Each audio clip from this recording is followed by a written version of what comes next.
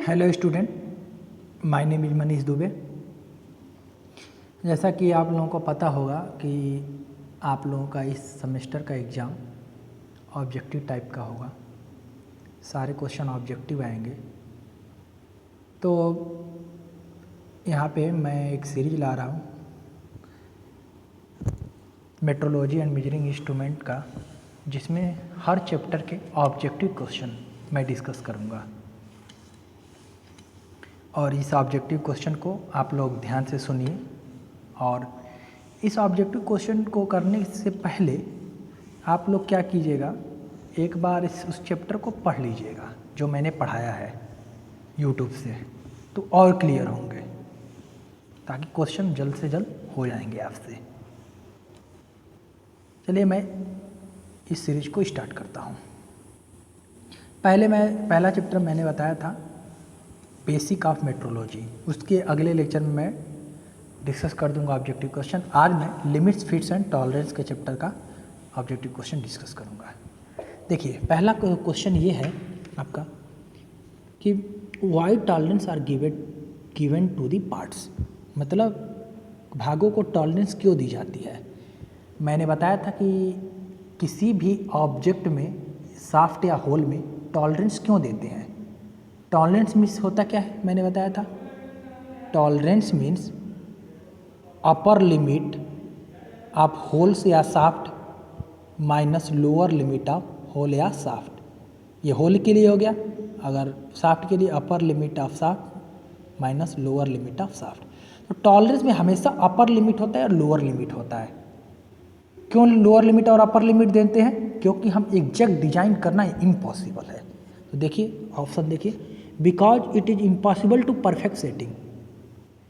दूसरा ऑप्शन है to reduce weight of the component. तीसरा ऑप्शन है to reduce cost of the, to reduce amount of material used.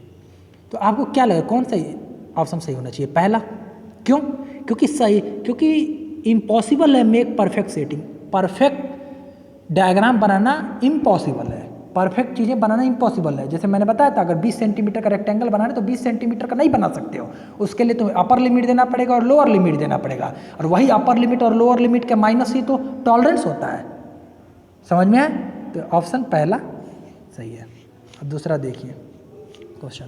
दूसरा है what is the bilateral tolerance. मैंने बताया था बाइलेटरल और यूनिलेटरल। बाइलेटरल क्या मैंने बताया था? बाइलेटरल मतलब जो ये जीरो है, ये तुम्हारा क्या है? बेसिक लाइन है। बेसिक लाइन या जीरो लाइन। तो मैंने बाइलेटरल में ये बताया था कि जो बेसिक, अगर मान लो बेसिक साइज किसी ऑब्जेक्ट की 20 है, तो 20 के थोड़ा सा ऊपर भी और 20 के थोड़ा सा नीचे भी, दोनों तरफ टॉलरेंस हो, तो कुल टॉलरेंस किधर होता है? जीरो लाइन के ऊपर भी होता है, नीचे तरफ होता है। बाई मतलब क्या? दोनों दिशा। मैंने बताया था यूनिलेटरल। यूनी मतलब क्या? यूनी मतलब किसी एक तरफ, यूनिलेटरल। यूनी मतलब एक, और बाइलेटरल मतलब दोनों। जाके ध्यान से वीडियो देखिएगा, समझ में आ जाएगा। तो बाइलेटरल में ये तो ट्रिक है। बाइलेटरल में total tolerance in both direction, ये ऑप्शन सही है। कुल टॉलरेंस दोनों दिशाओं में होते हैं। समझ में आया?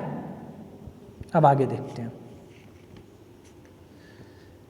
आगे दिया है the relationship that results between the two mating parts before assembly is called. मतलब असेंबली से पहले दो मैटिंग भागों के बीच को संबंध को कहा जाता है।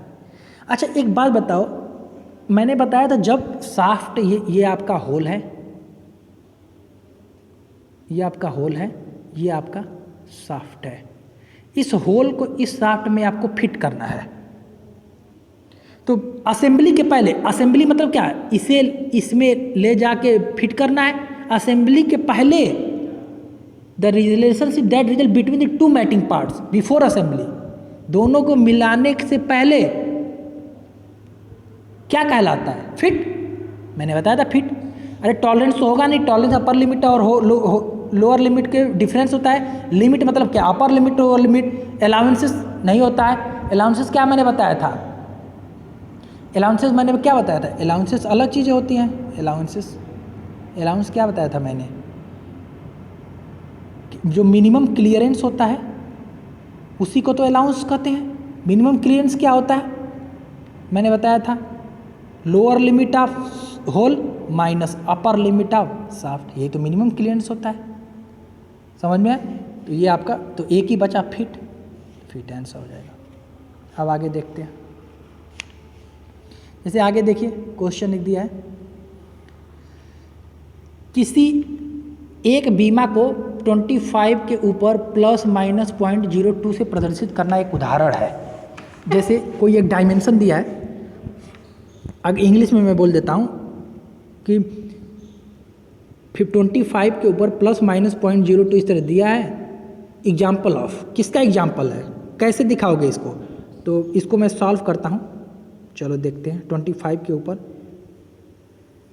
क्या है, 25 प्लस माइन कैसे दिया है आपका, देखता हूँ एक बार।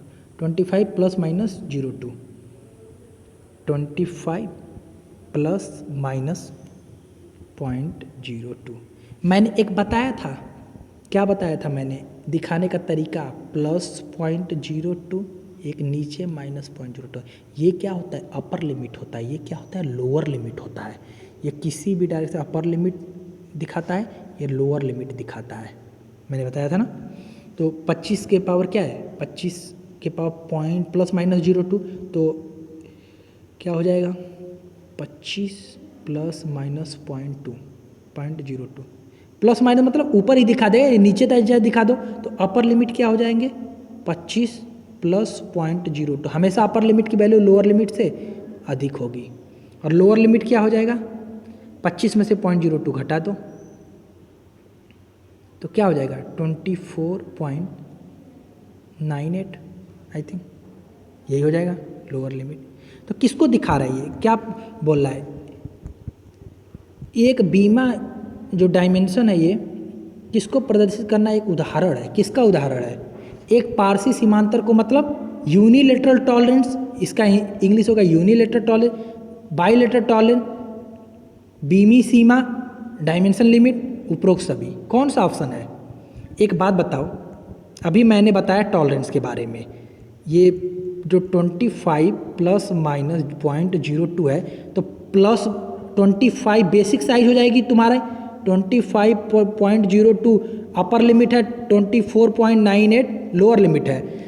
इसका मतलब अगर ये जीरो लाइन, ये तुम्हारा जीरो है, यहाँ पे ये बेसिक लाइन है, तो ये कितना हो जाएगी, 25 बेसिक साइज, 0.02 ऊपर जाएगा, 0.02 नीचे रहेगा, तो ये 25.02 ऊपर, 24.98 नीचे। तो ये क्या है, बेसिक लाइन के एक ऊपर एक नीचे है, कौन सा टॉलरेंस हो जाएगा, बाइलेटरल।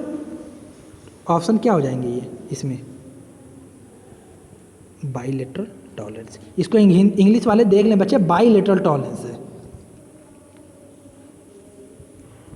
देखो टॉलरेंस का प्रयोग होता है, यूज ऑफ टॉलरेंस। टॉलरेंस का प्रयोग क्यों करते हैं, अभी मैंने बताया, टॉलरेंस का प्रयोग इसलिए करते हैं क्योंकि एग्जैक्ट डायमेंशन बना नहीं पाते हैं, क्योंकि किसी भी अवयव के एग्जैक्ट साइज को बनाना कठिन है, तभी तो अपर लिमिट और लोअर लिमिट देते हो। अपर लिमिट लोअर लिमिट मतलब क्या, टॉलरेंस। Option D. समझ में आ रहा है? अब दिया है नीचे, सीमा तथा असांग प्रणाली में मूल शाफ्ट प्रणाली वह है जिसमें, देखिए ये सीमा तथा असांग प्रणाली, मूल शाफ्ट प्रणाली, ये होल बेसिस सिस्टम है। होल बेसिस सिस्टम और शाफ्ट बेसिस सिस्टम ये मैंने नहीं बताया, ये आगे मैं डिस्कस कर दूंगा, इसे अभी छोड़ देते हैं। देखो जीरो लाइन की मदद से प्रदर्शित होता है। जीरो लाइन कौन सी लाइन होती है बताओ, जीरो लाइन की मदद से क्या प्रदर्शित होता है? अभी मैंने टॉलरेंस का चैप्टर बता रहा हूँ, अभी मैंने बताया कि ये तुम्हारे जीरो, ये जीरो है, जीरो लाइन नहीं है ये।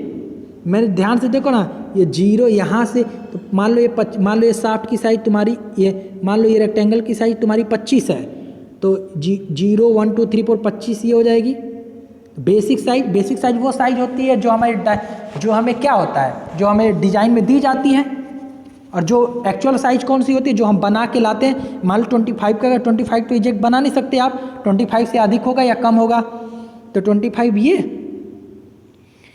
और क्या, तो यही तुम्हारी क्या हो जाएगी, ये तुम्हारी बेसिक लाइन हो जाएगी।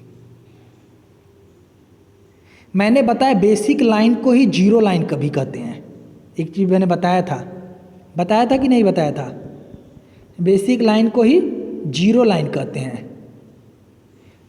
समझ में है? बेसिक लाइन को जीरो लाइन कहते हैं। तो जीरो लाइन क्यों कहते हैं इसको?